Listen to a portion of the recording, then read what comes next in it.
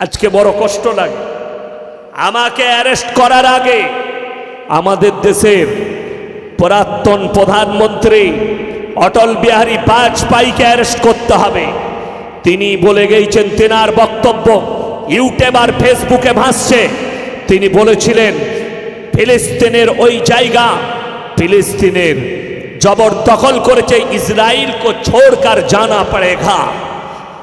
लेकिन बड़ी दुख की बात है, हमारे मोदी जी ने कह दिया कि हम इजराइल के साथ हैं।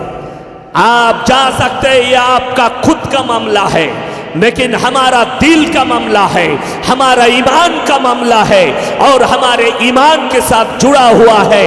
इसीलिए हम कभी इजराइल के साथ नहीं जा सकते। जोरे बोलून इंशाअल्लाह। আমার মুসলমান ভাই, শুধু তাই নয়,